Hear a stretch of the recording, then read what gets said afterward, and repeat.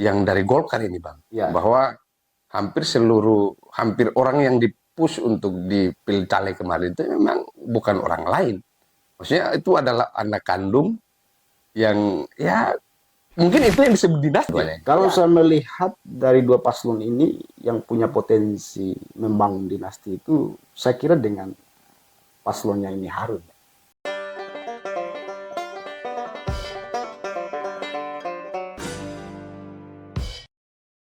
Oke baik, Bismillah, Assalamualaikum warahmatullahi wabarakatuh.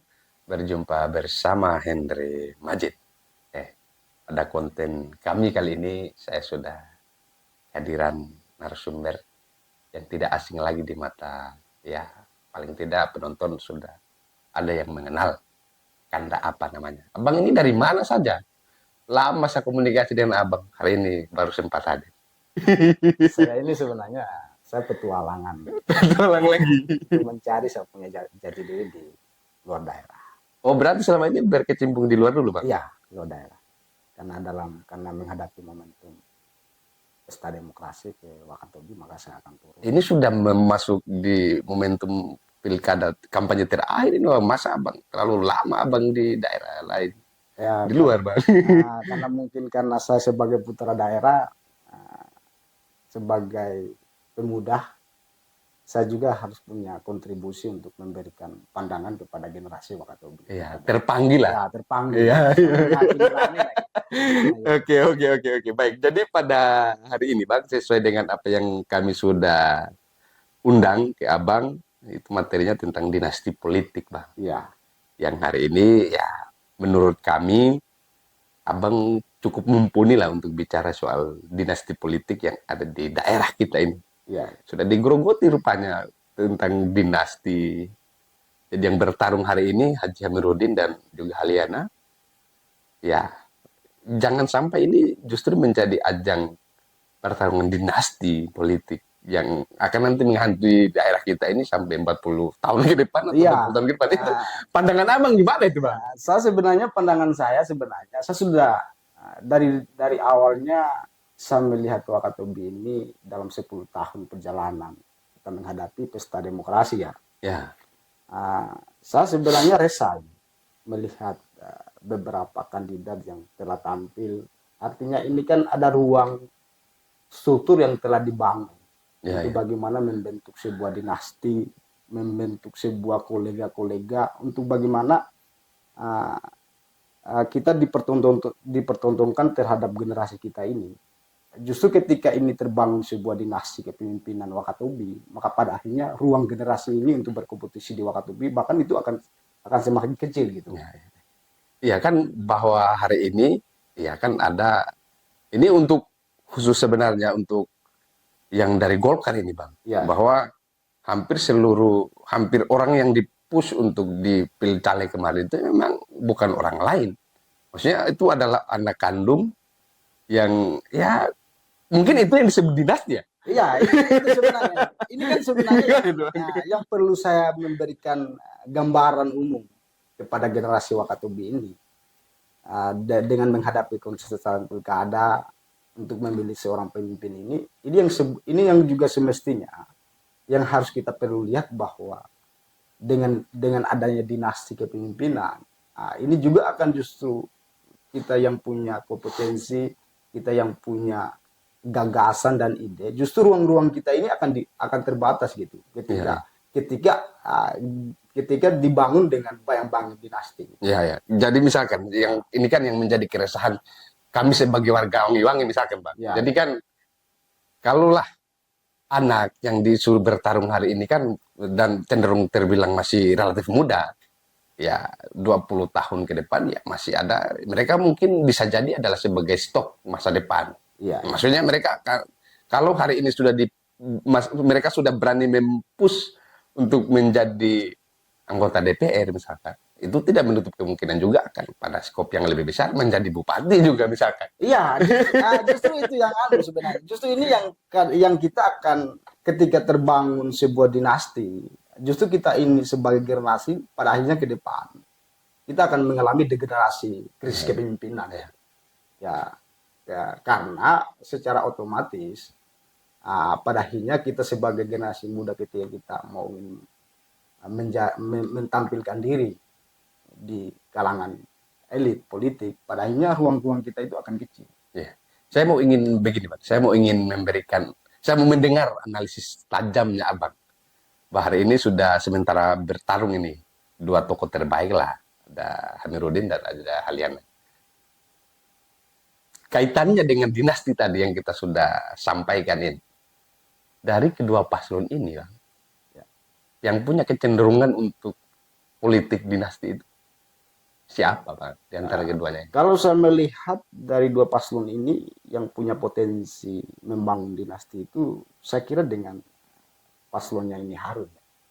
Ya, faktanya ya. Ya, faktanya. Karena di sisi lain berangkatnya paslon Harun ini kan berarti didukung dengan kekuatan keluarga yang begitu besar. Ya. Ya. Tapi kalau dilihat dari kacamata analisis politiknya, misalkan dari berhasil, Ya. ini didukung oleh rakyat yang Rakyat jelata lah. tapi bukan didukung dengan lingkaran keluarga besar. Makanya itu sebenarnya yang harus kita melihat secara kasmal analisis politiknya. Generasi Wakatobi ini kan ketika kita memilih dari masih ada bayang-bayang dinasti kekuasaan, pada akhirnya kita juga ke depan kita akan kesulitan. Tidak punya akses. Kita tidak punya akses. Justru yang menjadi alternatifnya kita sebagai generasi, kita memilih pemimpin itu yang di luar dari bayang-bayang dinasti itu gitu. Karena kalau misalkan hari ini terpilih terus dengan stok yang masih banyak tadi itu, misalkan kan sudah ada ini anak-anak mereka yang sudah jadi DPR, terus besannya juga sudah jadi DPR, itu gimana itu, Bang? Ya, nah itu begini nih, itu yang saya selalu menyampaikan. Karena ketika terjadi sebuah bayang-bayang dinasti, ya pada akhirnya itu akan menjadi sebuah ancaman bagi kita punya putra-putri Wakatobi generasi ke depan. Ya, karena kita tidak akan bisa mampu bersaing. Ya. Meskipun juga kapasitas bisa kita uji. Iya. Hanya kan persoalannya kapital ini kan, Wah. Kapital ini kita tidak akan bisa mampu bersaing.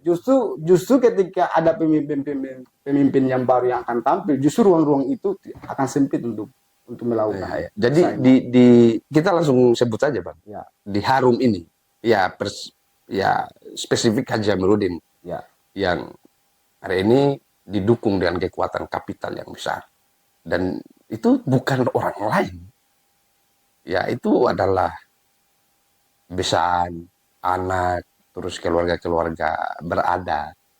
Itu Abang melihatnya seperti apa dalam perspektif politik yang ada di daerah kita, melawan Haliana dengan kita tidak juga mau mengatakan bahwa Haliana tidak punya kapital, hanya kan terkepung barang ini nih di antara orang-orang yang banyak, yang misalkan kalau kita sebut dengan angka-angka ya menonjol di kubu Harum sih yang lebih banyak didukung oleh pihak kapital, dan itu berangkat dari keluarga.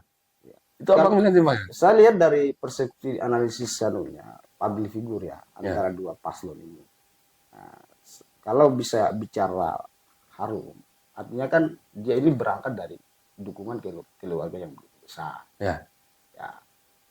Tetapi kan memilih seorang pemimpin itu, artinya kita butuh sebagai kita generasi muda membutuhkan ide dan gagasan. Ini penting ini. Ide gagasan ini penting ini. Karena sudah beberapa perjalanan ini, pertarungan ini, saya melihatnya terjadi sebuah penyampaian orasi politik itu terkesan bahwa memfitnah, membela, mencemo. Yang kita inginkan sebagai generasi Wakatobi ini, bagaimana di antara kedua-dua ini mengadu ide dan gagasan. Berbicara soal persepsi mereka untuk membangun daerah ini. Membangun daerah ini yang lebih bagus. Ini hanya kalau di monopoli oleh saling mencemo dan apa sebagainya, itu gimana itu, Bang? Kalau terjadi monopoli yang dilakukan ini secara besar-besaran, pada akhirnya kita punya langkah yang kita lakukan pasti akan terbatas gitu. Jadi yang menjadi kekhawatiran kita ini Bang, ini soal misalkan Harum ini dinyatakan menang nanti oleh KPU dan dilantik jadi sebagai definitif. Ini kan yang menjadi kerisauan kita anak muda generasi milenial ini. Ini kan akan menjadi satu, kita akan pada akhirnya tidak akan ada lagi langkah karena mereka sudah mempersiapkan turunan-turunan yang begitu ini. Apa yang bisa Abang jelaskan? Saya kira yang paling tepat sebenarnya untuk bisa mampu menjawab kita punya ada regenerasi kita. Saya kira ini Halyana ini yang paling untuk melanjutkan 2 periode. Ya, karena secara tentang perjalanan karir politik di pasca Halyana ini kan saya kira kita sebagai generasi muda ini kita masih mampu untuk berkompetisi. Maksudnya ada ruang lah. Ada ruang. Kita diberikan ruang gitu. Kalau misalkan Harum yang akan menjadi bupati misalkan, ya pada akhirnya saya punya kekhawatiran sangat besar. Apa itu Bang? Ya pada akhirnya untuk melanjutkan juga dinasti kepemimpinan kan tidak mungkin orang lain. Pasti mereka akan jatuh ke mereka gitu. Apalagi mereka pada sampai detik ini mereka sudah semuanya sudah berduyung-duyung masuk di gelanggang politik. Tidakkah ini akan menjadi satu, wah ini dipersiapkan ini. Ini suatu analisis kita, Bang. Itu yang sebenarnya muncul keresahan saya. Kita sebagai generasi muda ini ketika misalkan Harum menjadi bupati, pada akhirnya kita yang berangkat dari hal yang tidak ada, dia tidak akan bisa mampu. Kita yang tidak punya kapital. Kita tidak punya kapital gitu.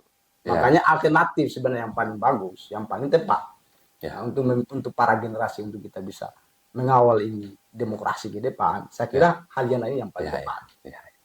Dan itu harapan seluruh milenial kan ya. Kalau milenial itu sadar tentang kalau milenial yang mau akademisi ya enggak apa-apa. Hanya kan kita yang punya keinginan ini untuk menjadi politisi juga lah misalkan. Begitu. Artinya sampai kapan kita akan mau berkompetisi kalau misalkan kekuasaan ini hanya didominasi oleh orang-orang yang punya kapital. Dan lagi membangun sebuah struktur yang begitu besar dengan dinasti kekuasaan. Ini kan ngefek ini Bang. Bahwa ada bupati misalkan, bupati anak di DPR. Terus besannya juga di DPR. Ini kan justru ruang yang terbuka besar untuk terjadi kong kali kong Bang. Itu yang menjadi kekhawatiran saya sebenarnya. Makanya kita juga membutuhkan ada analisis politiknya kita untuk memilih seorang pemimpin itu. Misalkan berhasil atau Halyana ini yang jadi bupati, artinya di pasca dia itu kita generasi muda ini sudah bisa mampu kita gitu berkompetisi. Apalagi kita ini lahir yang tidak ada. Tanpa harus kita berkompetisi dengan orang yang didukung nanti misalkan dengan sistem. Misalkan harus jadi bupati misalkan. Kita akan bertarung dengan anak-anaknya, besan-besannya yang nanti pada akhirnya akan didukung oleh sistem bupati. Misalkan kalau Harum yang menang. Justru itu yang menjadi kekhawatiran besar saya ketika Harum ini menjadi bupati. Kekhawatiran saya yang sangat besar adalah tidak ada regenerasi untuk kita bisa mampu melawan. Jadi begini Pak. Dari terus apa yang akan menjadi langkah tepat kita ke depan untuk paling tidak memotong lah mata rantai dinasti di Wakatobi ini.